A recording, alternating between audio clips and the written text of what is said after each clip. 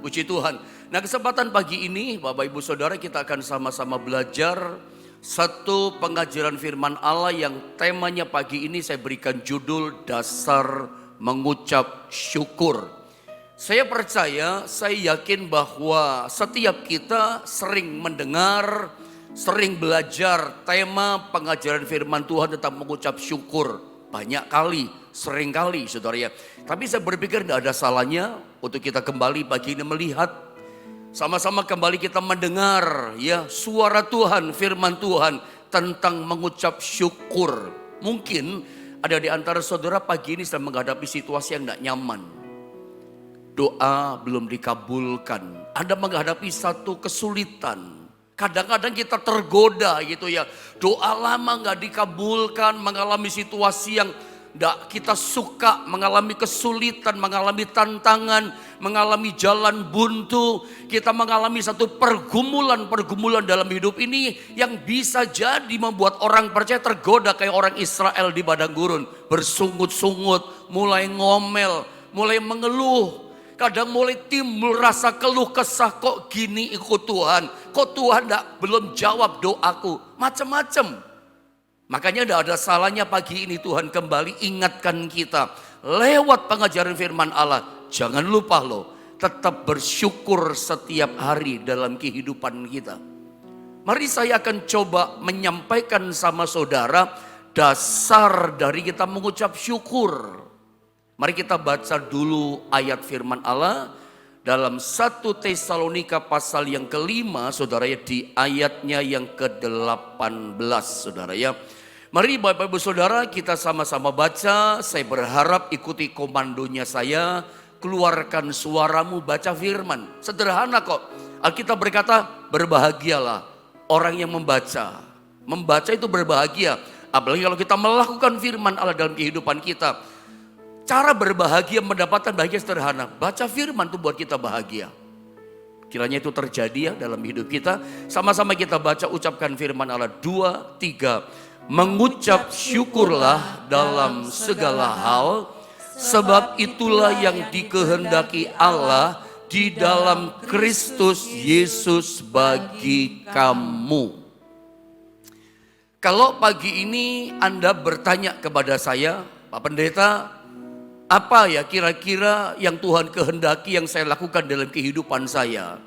Maka saya akan berkata kepada saudara bahwa salah satu hal yang Tuhan kehendaki dalam kehidupan kita adalah mengucap syukur.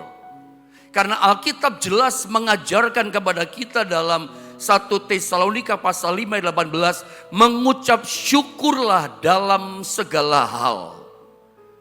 Ada banyak orang berkata, mengucap syukur sih bisa Pak Pendeta, tapi ada kata yang mungkin tidak mudah untuk kita lakukan. Mengucap syukurnya dalam segala hal, dalam segala keadaan. Dalam keadaan senang mengucap syukur, dalam keadaan keberkatan mengucap syukur, dalam keadaan sehat, sembuh, job berkat banyak mengucap syukur. Barangkali itu perkara yang bisa, sangat bisa dan mudah untuk kita lakukan.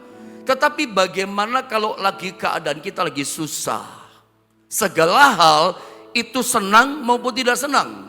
Kata segala hal ini menunjukkan dalam segala keadaan. Waktu keberkatan, waktu belum keberkatan. Sudah sembuh, belum sembuh. Atau kita jangan-jangan sedang menghadapi satu kesulitan yang sangat sulit dalam kehidupan kita. Ini termasuk dalam frame kata segala hal. Dalam situasi yang tidak nyaman bisa nggak kita mengucap syukur? Alkitab ajarkan sama kita mengucap syukurlah dalam segala hal. Lalu kemudian kalimat berikutnya dikatakan sebab apa saudara? Itulah yang dikehendaki Allah di dalam Kristus Yesus bagi kamu. Ada kalimat kata yang berkata dikehendaki oleh Allah. Ternyata mengucap syukur kepada Tuhan itu dikehendaki oleh Allah dalam kehidupan kita. Sebab itu kalau ada lihat gambar yang pertama ini, kalimat kata di atas saya tuliskan, mengucap syukur itu adalah kehendak Allah buat kita.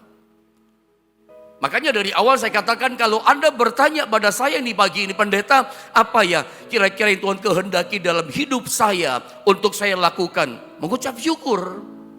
Karena mengucap syukur itu yang dikehendaki Allah buat kehidupan kita. Salah satu kehendak Allah yang Tuhan mau kita lakukan adalah mengucap syukur. Saya tambahkan, dan ketika hidup kita setiap hari demi hari yang kita lalui, selalu kita mengucap syukur. Kita tidak tergoda untuk ngomel, kita tidak tergoda untuk bersungut-sungut, tapi kita belajar, tetapi kita melatih diri kita, membiasakan diri kita dalam keseharian kita, terus mengucap syukur, terus bersyukur sama Tuhan. Saya mau tambahkan begini, Anda dan saya tanpa kita sadar memposisikan diri kita dalam sentral, dalam pusatnya kehendak Allah.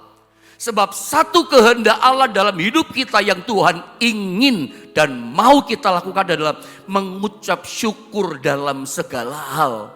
Makanya ketika dalam keseharian hidup kita, kita selalu mengucap syukur, diberkati, belum diberkati, sudah berhasil, belum berhasil, sudah sembuh, bahkan belum disembuhkan.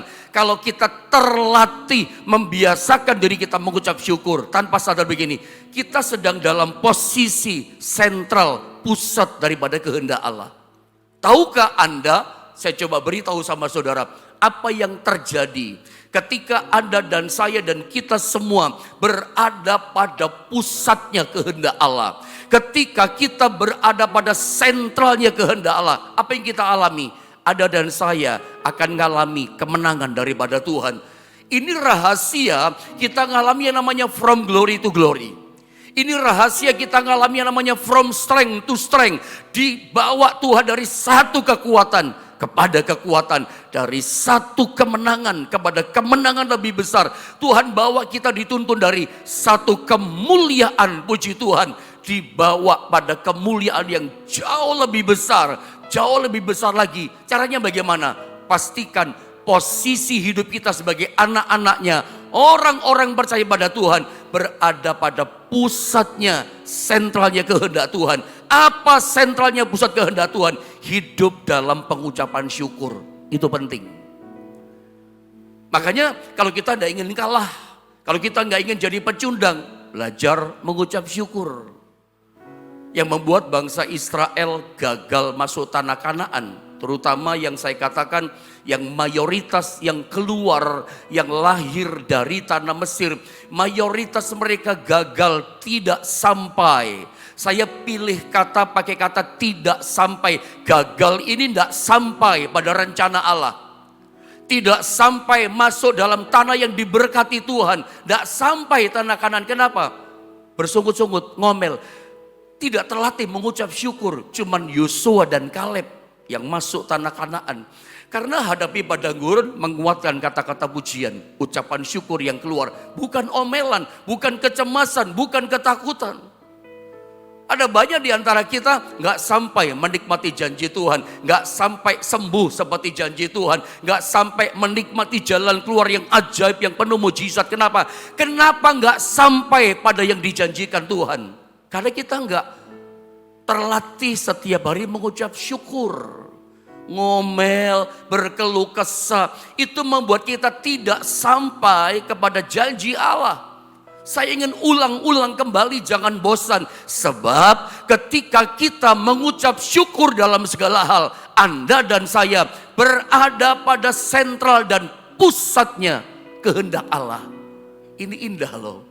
Ternyata setiap kali kita bersyukur, itu kehendak Allah buat kita. Kita di pusatnya itu. Makanya ada kemenangan, dialirkan kemenangan sama kita. Saya akan coba menerangkan sama saudara dalam dua rangkaian kata kalimat yang ada yang mengatakan mengucap syukur. Kita mulai di sini saudara ya. Saya akan mulai menjelaskan saudara kata mengucap syukur. Mengucap syukur.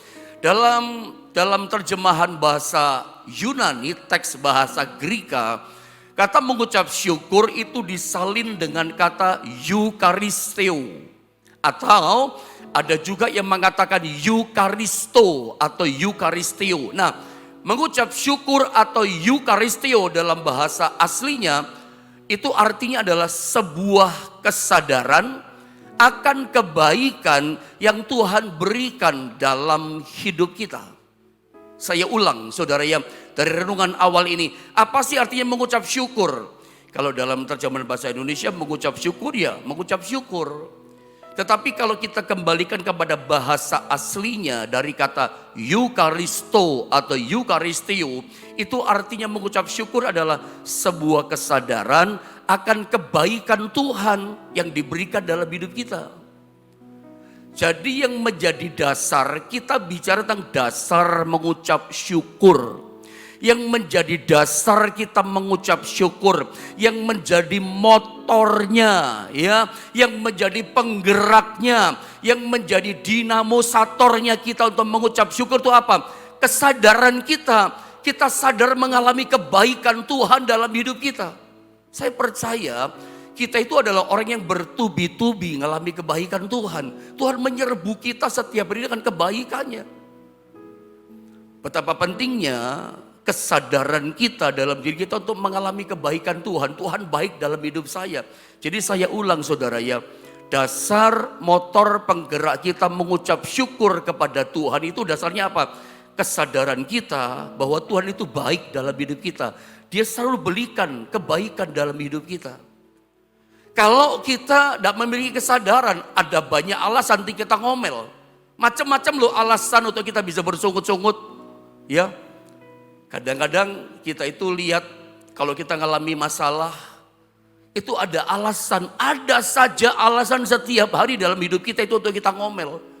Makanya betapa pentingnya kita itu sadar Tuhan itu baik Pak dalam hidup saya.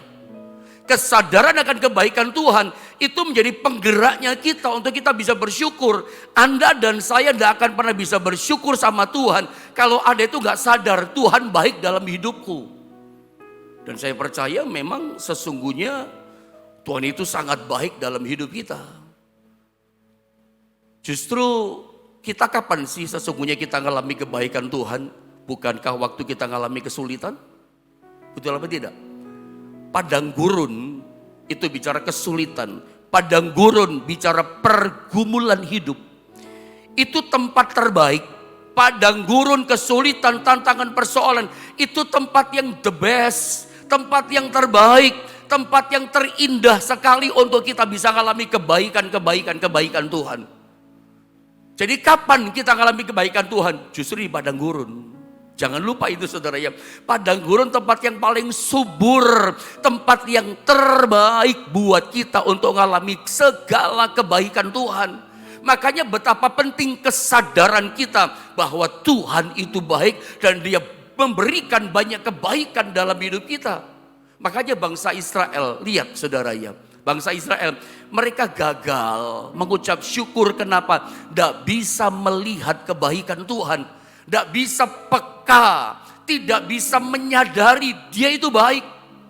Mereka tidak kerja di padang gurun.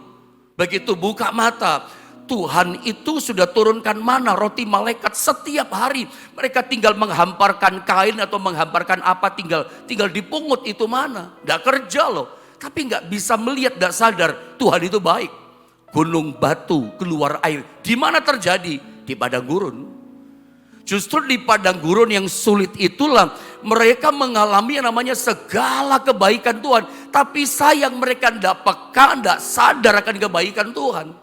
Yang saya mau coba sampaikan sama saudara, tempat terbaik, tempat yang the best untuk kita mengalami kebaikan Tuhan, justru padang gurun. Kegagalan kita nggak bisa mengucap syukur karena kita kurang sadar gitu. Jadi sebetulnya begini ya, tidak ada alasan untuk kita tergoda ngomel. Asal kita sadar Dia baik kok. Bukankah dalam setiap kesulitan kita selalu ada pertolongan? Mungkin ada di antara saudara pagi ini sedang mengalami sakit, sampai dioperasi segala misalnya. Tapi bukankah di balik yang Anda alami itu tetap kamu lihat kebaikan Tuhan gak? Ada dokter yang baik, ada yang tepat pada waktunya Tuhan tolong saudara, macam-macam hal. Mungkin kita dibawa pada satu kesulitan yang berat, tapi tidak ada alasan bersungut-sungut. Bukankah ingat baik-baik, cobalah diam dulu. Tenang dulu, di tengah-tengah kesulitanmu yang berat tenang dulu. Saya percaya gini, dalam kesulitan yang berat sekalipun Anda hadapi, Anda melihat gak tiba-tiba ada orang yang datang tolong saudara. Tepat pada waktunya Tuhan bikin ini, bikin itu. Selalu sebetulnya ada uluran tangan Tuhan. Di situ tetap ada lihat kebaikan-kebaikan Tuhan. Nah, saat Anda sadar lihat kebaikan Tuhan, harusnya Anda mengucap syukur. Dalam setiap kesulitan sebetulnya tidak ada alasan loh kita ngomel saudara. Yang saya katakan tentu berdasarkan pengalaman hidup. Siapa sih gak pernah hadapi masalah? Tapi bukankah kalau kita diam tenang, iya ya, meskipun aku hadapi masalah, tetap aku lihat pertolongan Tuhan. Ada saja kebaikan Tuhan. Orang yang sadar kebaikan Tuhan, nah ini penggeraknya dasarnya. Kita berkata, terima kasih Tuhan, Engkau baik dalam kehidupanku. Itu yang pertama. Jadi mengucap syukur atau Eukaristio itu adalah sebuah kesadaran. Kita bisa mengucap syukur karena kita sadar motornya begini. Sebab Tuhan itu baik dan selalu memberikan kenikmatan, kebaikan, kemurahannya dalam hidup kita. Alasan pertama ini penting, dasar yang pertama ini penting. Dasar bersyukur, kita sadar Dia baik buat kita. Apakah saudara bisa mengakui dengan imanmu, kepercayaanmu, Tuhan baik dalam kehidupan saudara? Anda bisa mulai chatting sekarang juga di channel YouTube GSPD Jombang atau di akun Facebook yang Anda ikuti saat ini. Katakan, Tuhan Yesus itu sungguh baik bagiku. Tuhan Yesus teramat baik bagiku. Kesadaran Tuhan baik dalam hidup kita, itu akan menjadi dinamonya kita, penggeraknya kita. Setiap hari kita bisa bersyukur kepada Tuhan sebab Tuhan itu baik. Tiba-tiba saya teringat satu cerita sebelum saya lanjutkan loncat poin yang kedua, saudara ya. Ingat bangsa Israel ketika dipimpin oleh Raja Yoab, kerajaan Yehuda, rajanya adalah Yosafat. Yosafat ketika jadi raja, hari itu dia ketakutan. Kenapa takut? Dia dengar dari semacam spionasenya, badan intelijen negara melaporkan ada musuh udah dekat. 3 bangsa Amon, Moab, Meonim mau menyerang kita, mau hancurkan bangsa kita. Meskipun Yosafat seorang raja, dia sempat takut. Yang dalam bayangannya kita hancur. Ada banyak jadi janda, ada banyak jadi yatim piatu karena orang tuanya meninggal. Ini peperangan yang hebat. 3 bangsa, 3 negara dengan 3 kekuatan. Hancurkan kita yang tidak seberapa kekuatannya. Secara kekuatan, jumlah kekuatan kalah. Takut Yosafat. Tapi hari itu dia putuskan datang berdoa kepada Tuhan dalam doa puasa. Dan datang petunjuk sama Tuhan. Bagaimana caranya mengalahkan Amon, Moab, Meonim. Mengalahkan sebuah masalah yang kekuatannya jauh lebih besar. Tuhan katakan begini. Yang di depan barisan bukan tentara. Bukan angkatan darat atau angkatan yang lain gitu ya. Pasukan berkuda, bukan yang bawa panah, tombak, lebih enggak. Yang di depan para pemuji Tuhan. Suruh memuji Tuhan. Kalau Anda baca, kalau nggak salah dalam 1 Tawari pasal 20. Pujiannya adalah sebab Engkau baik, bahwasanya untuk selama-lamanya kasih setiamu ya Tuhan. Lihat pujiannya, sebab Tuhan baik, bahwasanya untuk selama-lamanya kasih setianya. Itu pujiannya. Justru hadapi masalah, justru menguatkan kata-kata pujian. Ini kan mau dihancurkan. Ini seperti telur di ujung tanduk menghadapi bahaya kematian. Masalah yang terbesar itu maut, kematian. Yosafat dan bangsa Israel hadapi masalah besar, tapi menang mereka ketika pasukan mulai menyerbu. Tentara-tentara pasukan pemuji Tuhan yang di depan mulai memuji Tuhan sebab Tuhan baik, bahwasanya untuk selama-lamanya kasih setianya.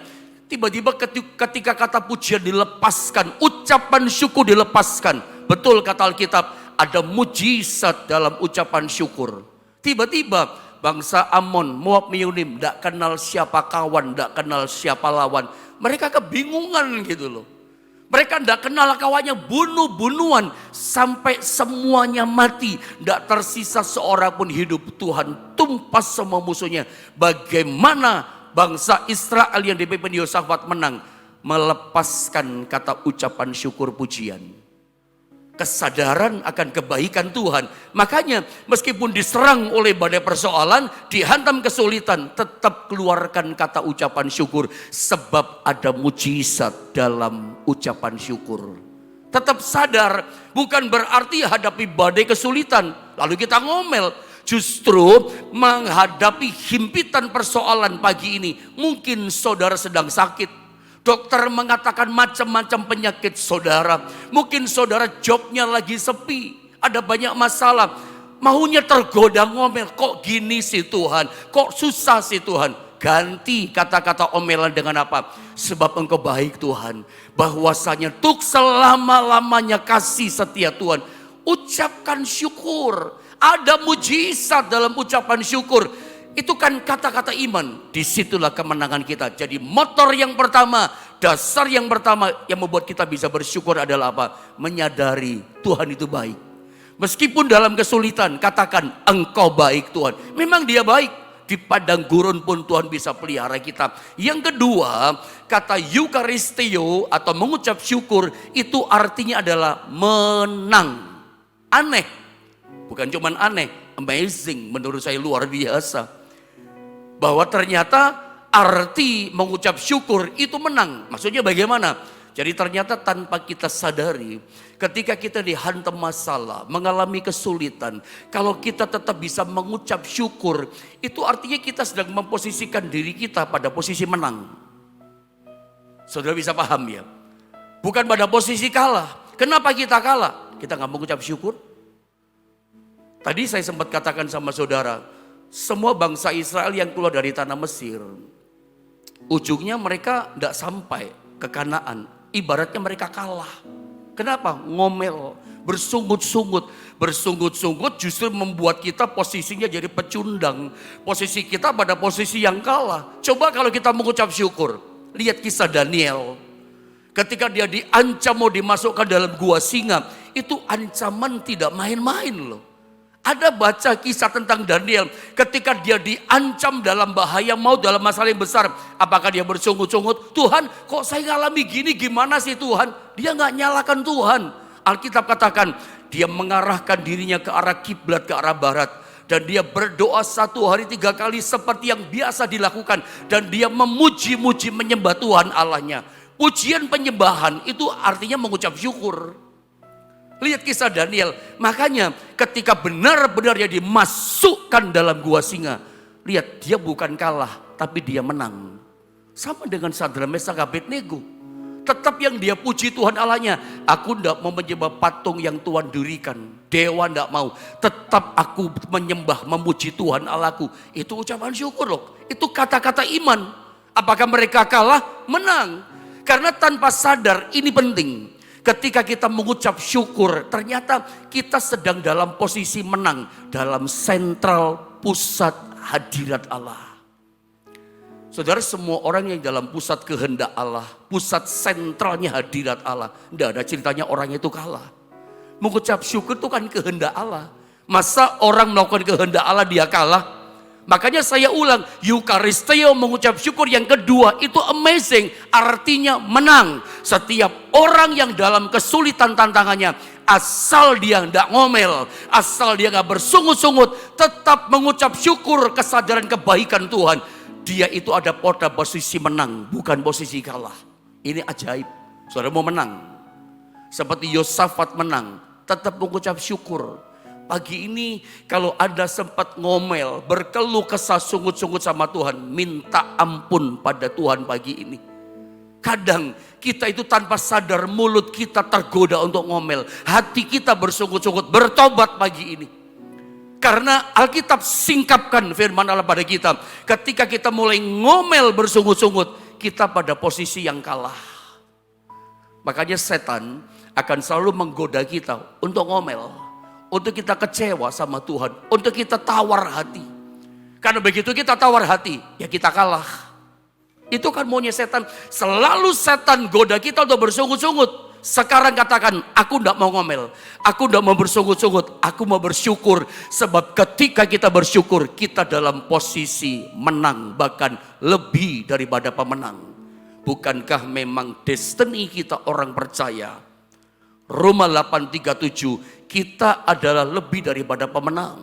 Kita lebih daripada orang-orang yang menang. Kalau ada orang yang menang, kita lebih daripada orang itu. Karena posisi kita lebih daripada pemenang. Tapi ingat, janji lebih daripada pemenang itu tidak dialami begitu saja oleh orang percaya. Siapa yang mengalami posisi lebih daripada pemenang? Orang yang sadar ngerti Tuhan itu baik. Dan itu menjadi penggerak dia untuk mengucap syukur pada Tuhan. Ini ajaib. Makanya betul pujian firman Allah katakan ada mujizat dalam ucapan syukur. Sebab ketika kita mengucap syukur, kita berada pada posisi yang namanya menang. Itu versi dalam perjanjian baru. Dalam 1 Tesalonika pasal 5 ayat yang ke-18. Nah sekarang supaya seimbang, saya akan bawa saudara pada perjanjian lama. Apa kata Alkitab tentang mengucap syukur atau bersyukur dalam perjanjian lama? Saya ajak kita lihat sebentar dalam Yesaya pasal 12 ayat 1. Ini versi perjanjian lama tentang bersyukur atau mengucap syukur. Saya baca saudara ya. Yesaya 12 di ayatnya yang ke-1. Begini kata firman Allah. Pada waktu itu dikatakan engkau akan berkata, aku mau bersyukur kepadamu ya Tuhan. Karena sungguh pun engkau telah murka terhadap aku. Tetapi murkamu telah surut dan engkau menghibur aku. Yesaya berkata begini. Aku mau bersyukur kepadamu ya Tuhan. Lihat gambar berikutnya. Jadi dalam Yesaya 12 ayat 1 ketika Yesaya berkata. Aku mau. Garis bawahi kata aku mau bersyukur kepadamu ya Tuhan. Kata aku mau bersyukur berarti bersyukur itu adalah sebuah keputusan. Saya ulang saudara ya. Kalimat Yesaya berkata aku mau bersyukur berarti bersyukur itu adalah sebuah pilihan kita, keputusan kita. Apapun yang kita hadapi, versi perjanjian lama ajar kita. Pokoknya keputusan kita, pilihan kita ya bersyukur, bukan ngomel, bukan bersungut-sungut. Apapun yang kita hadapi, keputusanku bersyukur. Jadi perjanjian lama mengajarkan kepada kita bahwa bersyukur itu adalah sebuah keputusan. Ada banyak orang keputusannya apa? Ngomel. Keputusannya apa? Kecewa sama Tuhan. Kecewa itu juga keputusan loh. Anda yang tentukan. Bukan karena besarnya masalah sebetulnya buat orang ngomel. Keputusanmu yang salah. Hari ini pokoknya ambil keputusan tegas. Kata aku mau itu menunjukkan satu tekad yang bulat, keputusan yang bulat.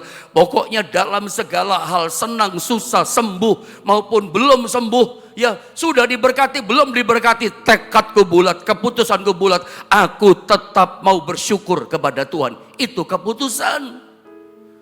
Ejaan lama perjanjian lama mengajar kepada kita. Hal bersyukur itu harus jadi keputusan kita. Sekalipun iblis mulai panas-panas kita, dikipas-kipas, didorong-dorong untuk ngomel. Tetap katakan keputusanku tetap bersyukur. Keputusan Daniel, keputusan Sadra, Mesak, Abednego, keputusan Yosafat tetap pujian syukur bagi Tuhan. Dan keputusan itu membuat kita pada posisi menang. Mau menang, bersyukur keputusan kita. Bukan ngomel, jangan salah ambil keputusan. Apa yang sedang saya ajarkan ini pengajaran yang sederhana. Basic dasar sehari-hari, tapi ini kunci kemenangan. Mau menang, bersyukur. Keputusan kita bersyukur. Nah, saya coba lanjutkan. Nah, kata bersyukur di sini, aku mau bersyukur kepadamu ya Tuhan. Kata bersyukur dalam perjanjian lama, dalam bahasa Ibrani, bersyukur itu dari kata yada. Yada itu artinya aku mau menghormati Tuhan. Dalam kesulitan, dalam kesakitan, dalam penderitaan, dalam doa yang lama belum dikabulkan, dijawab oleh Tuhan. Jalan kita masih tertutup. Kita belum melihat titik terang. Kita belum melihat pertolongan Tuhan. Kita belum melihat kecilnya kebaikan Tuhan mungkin dalam hidup kita. Dengar baik. Ketika kita putuskan, aku tetap mau bersyukur. Tetap kita tekad bulat, aku tetap memuji Tuhan. Sebab dia baik dalam kehidupanku. Ingat, ketika kita tetap bersyukur kepada Tuhan. Karena kita sadar dia baik dalam hidup kita. Kita itu sedang menghormati, sangat menghormati Tuhan. Orang yang bisa bersyukur berarti bisa menghormati Tuhannya. Meskipun dalam kesulitan, aku tetap menghormati Engkau. Engkau baik, Engkau Tuhanku. Kalau Engkau izinkan aku hadapi masalah, aku belum ditolong, aku masih sakit belum sembuh. Ketika Anda tetap bisa memuji Tuhan, tetap bisa bersyukur, Engkau setia dalam hidupku Tuhan. Anda sedang memposisikan dirimu, engkau sangat menghormati Tuhan. Rasa hormat akan Tuhan, bentuk ucapan syukur ini yang menarik kemuliaannya, yang menarik kuasanya. Bersyukur itu dalam sentral kehendak pusatnya hadirat Allah. Anda pernah baca kitab Wahyu pasal 5, ada kata-kata pujian di sorga, makhluk sorgawi dikatakan memuji-muji anak domba, itulah Yesus. Segala puji-pujian, hormat dan kuasa hanya bagi Dia. Segala puji-pujian, bahasa Inggris pakai kata glory and honor and power. Seringkali kita rindu kuasanya Tuhan terjadi sama kita. Kita berdoa, Tuhan seperti Musa berdoa, nyatakanlah kemuliaan-Mu Tuhan. Yesus pernah ngomong sama Marta, Marta, kalau kamu percaya aku kebangkitan dan hidup, kamu akan lihat kemuliaan Tuhan. Dan dia lihat Lazarus yang mati dibangkitkan dan dihidupkan. Bicara kemuliaan, itu bicara kuasa yang tanpa batas. Kita seringkali berdoa, Tuhan nyatakan kemuliaan-Mu kepada pekerjaanku, kepada keluargaku, kepada anak-anakku, kepada masa depanku. Nyatakan kuasa-Mu, rahasia kemuliaan, rahasia kuasa di tengah-tengahnya. Ada honor, ada hormat. Kalau orang tidak punya rasa hormat sama Tuhan, bagaimana Tuhan kasih kemuliaan? Tuhan tidak obral kuasa kemuliaannya kepada kita. Tidak kepada sembarang orang kuasanya dilepaskan. Tidak kepada sembarang orang kemuliaannya itu diteroboskan dalam kehidupan umatnya. Hanya kepada siapa? Kepada orang yang punya rasa hormat akan Tuhan. Dan orang yang bersyukur itu orang yang sangat hormat kepada Tuhan. Belum ditolong, masih bersyukur. Berarti kau sangat sadar menghormati Tuhanmu. Dia Tuhanku kok. Dia berdaulat. Meskipun aku diizinkan ngalami gini, Dia tahu yang terbaik bagiku. Orang bersyukur. Orang itu memberikan rasa hormat. Rasa hormatmu itulah yang menarik kuasanya, kemuliaannya yang tanpa batas turun dan terjadi menyerbu hidupmu. Pemicu, pemacu kuasa dilepaskan dalam hidup kita. Itu rasa hormat saudara. Jadi milikilah rasa hormat akan Tuhan. Bahkan yadah coba saya tambahkan satu lagi. Yadah itu artinya menyembah Tuhan.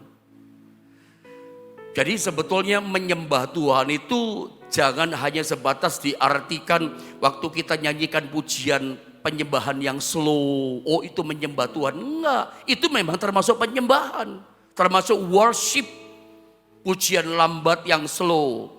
Tapi ketika kita mengatakan Engkau baik Tuhan, Engkau Tuhan yang dahsyat, Engkau penolong yang terbukti setia dalam hidupku, itu pun penyembahan. Dalam kesulitan, dalam kesesakan, dalam keberkatan. Ketika kita berkata Engkau hebat, Engkau terdahsyat, Engkau Tuhan yang ajaib, penolong yang setia dalam hidupku. Itu pun adalah ucapan syukur. Itu penyembahan. Karena ucapan syukur sama dengan penyembahan kita. Jadi menyembah Tuhan tidak selalu nyanyi dengan diulang-ulang dengan lagu yang slow iramanya. Setiap kita keluarkan kata-kata iman, pujian, ucapan syukur pada Tuhan. Itu bentuk rasa hormat kita akan Dia. Sekaligus plus itu bentuk penyembahan kita akan Tuhan. Terakhir, saya tambahkan yang terakhir. Bersyukur dari kata yadah. Itu arti yang terakhir adalah mengakui Tuhan. Bisakah saudara dalam situasi apapun, akui Dia dalam lakumu kata Alkitab. Akui Tuhan dalam hidup kita. Kalau Anda diberkati pagi ini bisa engkau mengakui gini, semua datang dari Tuhan. Tuhan kok yang berkati saya. Ini semua Tuhan yang bikin keajaiban. Pengakuan. Bukan kita berkata, wah ini karena saya punya koneksi. Ini karena ada yang tolong saya. Kalau orang itu gak digerakkan Tuhan, dia gak pernah datang tolong saudara loh. Kadang-kadang kita tanpa sadar, kita itu gak siap itu loh untuk mengakui kebesaran Tuhan. Akui Tuhan dalam setiap laku hidupmu. Bahwa dia memang yang buat itu semua dalam hidup kita. Pengakuan ini akan kebesaran Tuhan, pekerjaan Tuhan, perbuatan Tuhan dalam hidup kita. Itu salah satu bentuk namanya ucapan syukur, bersyukur kepada Tuhan. Jadi setiap kali kita berkata, semua ini karena Tuhan. Tuhan itu baik dalam hidupku. Tuhan loh yang buka jalan, Tuhan yang kirimkan berkat, Tuhan yang sembuhkan saya. Ini pengakuan kita. Tuhan yang telah tuntun kehidupan saya, dipimpin, dibawa sampai seperti ini. Ini sebuah pengakuan. Jangan kita mengakui diri kita yang hebat, yang kita akui Dia segalanya dalam hidup kita. Saya tidak perpanjang firman Allah, tapi saya mau kembalikan sama saudara begini. Yang membuat Israel gagal masuk tanah Kanaan itu persungutan mereka. Nggak sampai mengalami janji Tuhan. Jangan salahkan Tuhan. Tuhan nggak pernah gagal. Kegagalan bangsa Israel masuk tanah Kanaan nggak sampai kenapa? Persungutan mereka. Ingat, bersungut-sungut memposisikan diri kita pada posisi kalah. Pantesan kalah. Mau menang, Anda mesti pada sentral kehendak Tuhan. Pada waktu mengucap syukur, posisimu, posisi menang. Saya berdoa dengan firman Allah pengajaran ini. Kalau kita bersungut-sungut minta ampun, mulai latih diri kita sekarang, biasakan mengucap syukur dalam segala hal. Dan saya berdoa kemenangan terjadi sama saudara. Setiap janji Allah sampai terjadi dan saudara alami dalam hidup setiap kita.